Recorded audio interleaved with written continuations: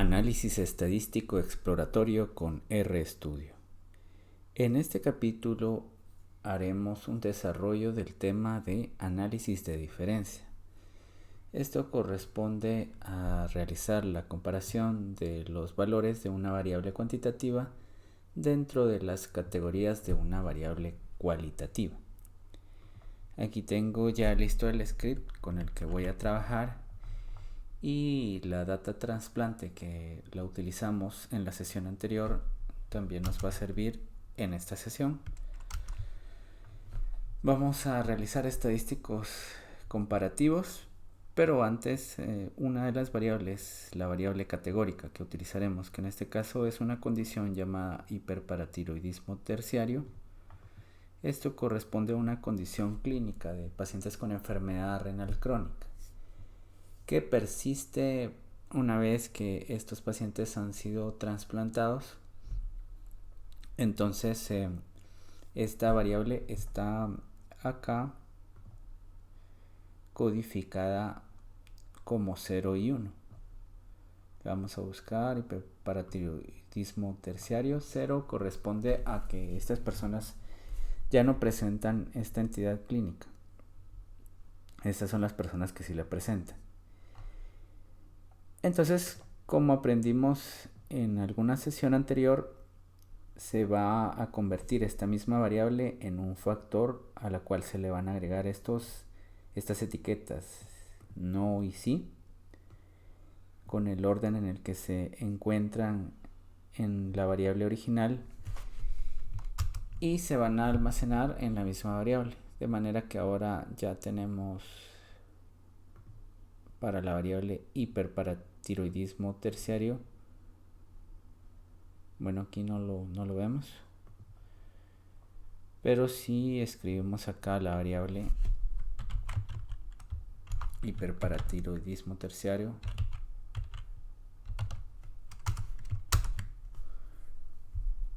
ahora aparece con los niveles no y sí, y las primeras 6 observaciones que corresponden a pacientes que no tenían esta condición. Bueno, para poder hacer una comparación de los valores de una variable cuantitativa, como puede ser esta hormona que se llama paratiroidea, entre las categorías de una variable cualitativa, la cual es hiperparatiroidismo terciario, utilizamos el comando tapply. Bueno, el comando tapply nos va a servir para poder hacer el análisis de diferencia.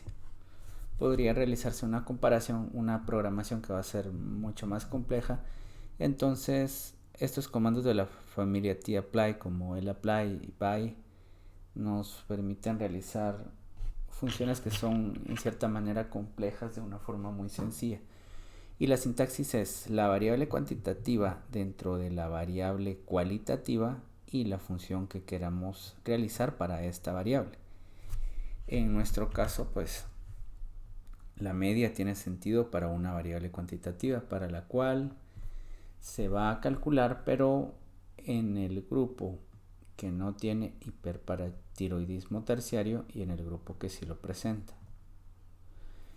Vamos a también hacer el cálculo de otros estadísticos como es la desviación estándar, la mediana, este estadístico robusto de variabilidad y el rango intercuartílico. Pues simplemente hacemos aquí la corrida de estas órdenes y tenemos todos los resultados. Por ejemplo, en el caso de la media de esta PTH, vemos que precisamente está alterada, pues el individuo tiene hiperparatiroidismo terciario. En estas personas está alterada la PTH. Los valores de esta PTH difieren significativamente de los valores de quienes no tienen hiperparatiroidismo terciario.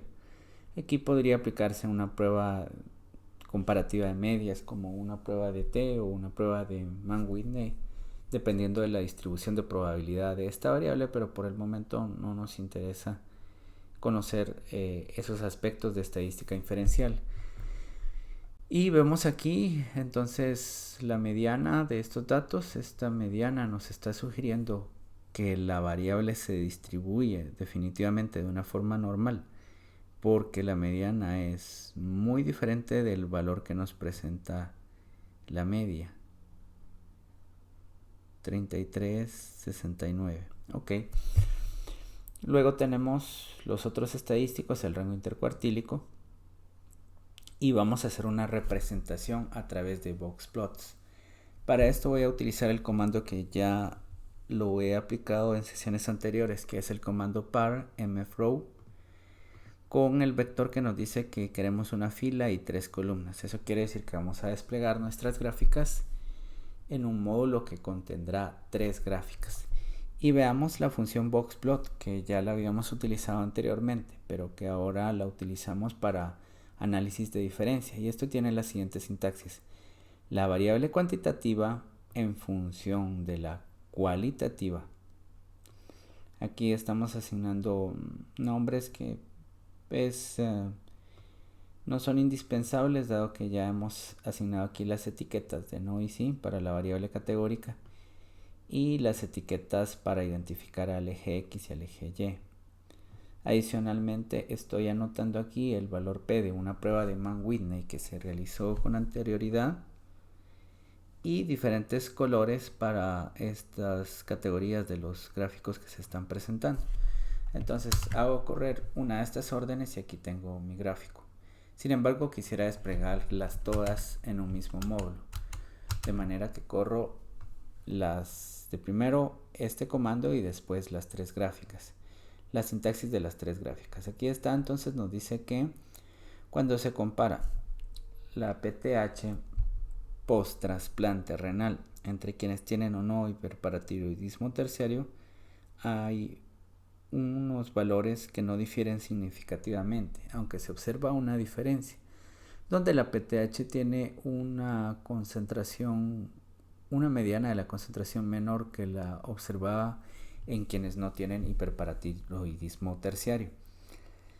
Estamos haciendo aquí la comparación del calcio y esta variable sí muestra una diferencia significativa, la cual está expresada aquí con este valor P cuando nos dice que la mediana de los valores de calcio post trasplante renal son mayores y significativamente mayores que los observados para quienes no tienen hiperparatiroidismo terciario. Vemos aquí otra variable que tampoco tiene diferencia significativa y que es el fósforo post trasplante renal. Sus concentraciones no varían significativamente cuando se expresan a través de medianas en ambos grupos. Voy a hacer un ajuste de la visualización de mis gráficas para que únicamente pueda visualizar 2 gráficas. Y aquí estoy haciendo la comparación de la creatinina.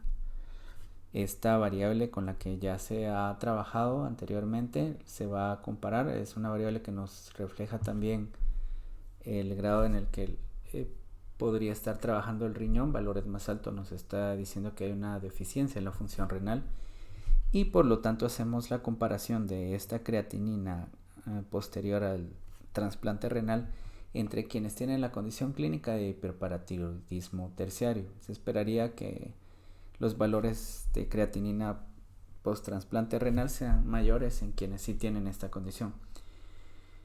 Y obviamente vamos a tener otra gráfica que va a estar en el mismo panel, que sería la tasa de filtrado glomerular post tratamiento en estos pacientes. Y la tasa de filtrado es el indicador directo de la estimación de qué tanto funciona el riñón para hacer el filtrado de las sustancias. Entonces vamos a correr aquí las 3 órdenes para ver qué es lo que sucede. Y bueno, no se observan diferencias significativas en cuanto a la creatinina post trasplante renal cuando se comparan quienes tienen o no hiperparatiroidismo terciario. Sí se observa alguna diferencia, aunque esta diferencia no es significativa, de las medianas de la tasa de filtrado Cuando existe hiperparatiroidismo terciario, esta tasa es un tanto mayor, aunque como vemos la diferencia no es significativa. También se pueden hacer gráficas de barra de error. Aquí vamos a graficar el intervalo de confianza o la desviación estándar. Con la librería ggplot2 obtenemos una gráfica de error. Ya hemos trabajado con esta sintaxis en el capítulo 2 del curso. Y pues a un objeto llamado gráfica de error se le aplica la función ggplot con la data con la que estamos trabajando, escribiendo en el eje X hiperparatiroidismo terciario y en el eje Y el calcio pretratamiento.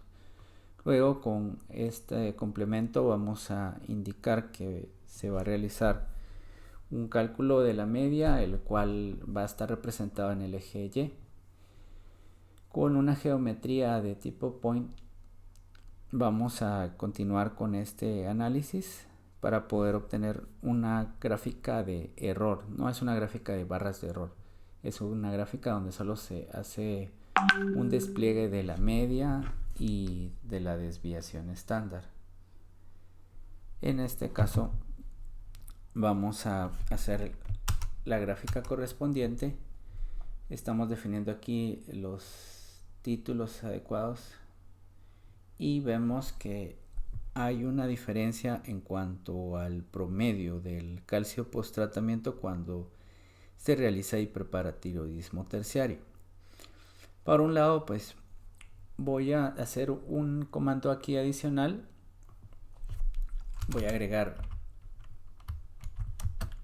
lo siguiente. En este caso voy a trabajar con la evaluación de la normalidad a través de una prueba de bondad de ajuste de Shapiro-Wilks. Entonces tenemos lo siguiente, que con el comando tapply voy a hacer, por ejemplo, para esta variable que sería calcio post tratamiento,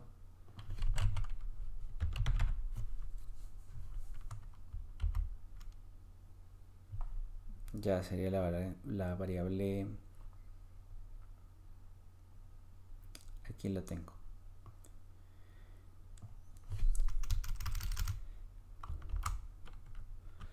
Es la que acabo de graficar acá, la variable calcio post tratamiento. Post trasplante renal, que va a estar comparada según hiperparatiroidismo terciario, y la función con la que voy a trabajar en este caso es el test de Shapiro. El Shapiro test. Con esto quiero evaluar la normalidad, la distribución de probabilidad de la variable cuantitativa dentro de las categorías de hiperparatiroidismo terciario. Recordándonos que la hipótesis nula de este test de Shapiro nos está diciendo que los datos se distribuyen de forma normal y la variable alternativa que no se distribuyen de forma normal.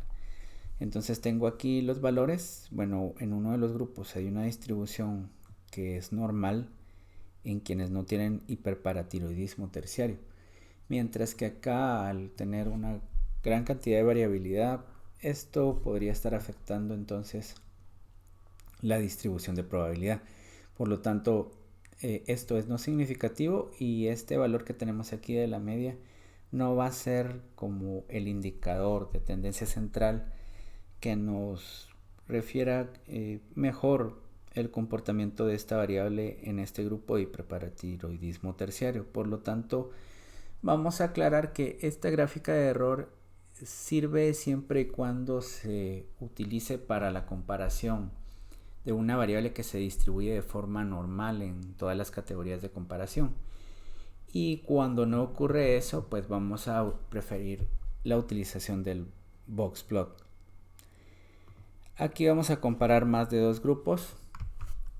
Tengo un panel preparado para que me despliegue dos gráficas y estoy comparando la PTH post trasplante renal, el calcio post trasplante renal, en función del tipo de donante. Aquí tenemos tres categorías diferentes para tipo de donante. Hago pues la identificación de las categorías en ambos ejes y le agrego algunos colores.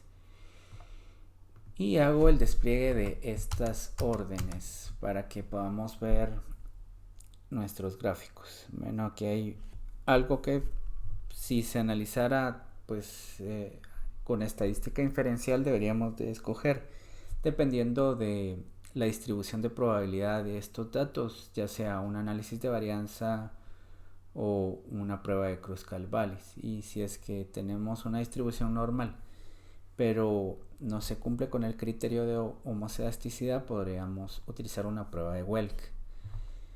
Ya hemos hecho entonces este análisis exploratorio cuando se tienen más de dos grupos. Aquí está entonces un ejemplo, aunque no es tan importante, de análisis de varianza del calcio post tratamiento según el tipo de donante, y el resultado me dice que no hay una diferencia significativa de los promedios cuando esta variable se compara entre las modalidades de tipo de donante. Vamos a revisar acá también la creatinina post trasplante renal en función del tipo de donante y la tasa de filtrado. Veamos qué nos reflejan estos datos. Bueno, esto nos refleja que posiblemente sí se encuentren diferencias. En el caso anterior pues teníamos esto, que el análisis para la variable, veamos, calcio post tratamiento, nos decía que no había una diferencia significativa cuando se comparaban las medias. Debíamos de hacer una evaluación primaria para determinar si estos datos se distribuían de forma normal, posiblemente no. Y las medias, la comparación de medias no nos está reflejando diferencias. Pero veamos el análisis descriptivo de esta variable tipo de donante para la variable calcio post trasplante renal y creatinina post trasplante renal y tasa de filtrado.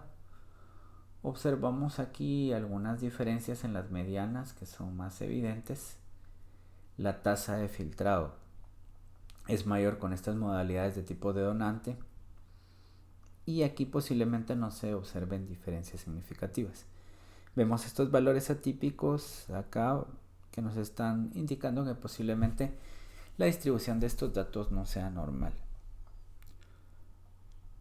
Ahora vamos a utilizar el comando by que ya se utilizó en la sesión anterior para hacer una comparación de las estadísticas sumarias o de resumen de diferentes variables entre grupos de comparación. Vamos a ver aquí las columnas. Las columnas 28 a 30 corresponden a las variables creatinina, albúmina, tasa de filtrado. Habíamos visto que la albúmina es un indicador también de la función renal de forma indirecta. Tenemos la tasa de filtrado que nos habla de la función renal y la creatinina que va a estar alterada cuando la función renal es deficiente. Entonces, con la función by elegimos la data frame y las columnas de interés. En este caso voy a trabajar con un vector que contiene esas columnas, aunque podría quitar aquí el vector y siempre funcionaría. El vector está indicado cuando tenemos datos que no están en un agrupamiento simultáneo. Por ejemplo, si eligiera la columna 28, la 30, la 37, estaría justificado el vector. Sin embargo, aquí lo voy a dejar porque va a funcionar igual que si no estuviera el vector. Entonces voy a hacer la comparación de esas variables cuantitativas según el tipo de donante en una sola sintaxis, pero voy a utilizar el comando summary. El comando summary me desplegará el resumen de 5 puntos y adicionalmente la media. Ya tenemos entonces aquí el resultado, que sería los tres tipos de donantes y el resumen de 5 puntos para cada una de estas variables. En esta sesión no nos detuvimos tanto en la interpretación de los datos que estamos observando. Nos centramos en aspectos de la sintaxis. En la siguiente sesión vamos a ver el análisis que corresponde a la diferencia cuando los grupos son relacionados. Aquí hay que aclarar que estamos haciendo comparaciones entre grupos independientes. Aparte tenemos aquellos pacientes cuyo donador fue del tipo 1, del tipo 2, del tipo 3. Son grupos diferentes, pero cuando hacemos una medición antes y después, por ejemplo, estamos hablando de grupos relacionados. Aquí podemos ver también cuál es la sintaxis del comando by. Y pues antes de finalizar esta sesión, quisiera indicar que todos los videos los he grabado con el software OBS Studio. Es un software de distribución libre que nos permite grabar videos, entre otras funciones, de muy alta calidad. Pueden encontrar en diferentes tutoriales en el mismo YouTube donde les podrán dar más datos acerca de este software.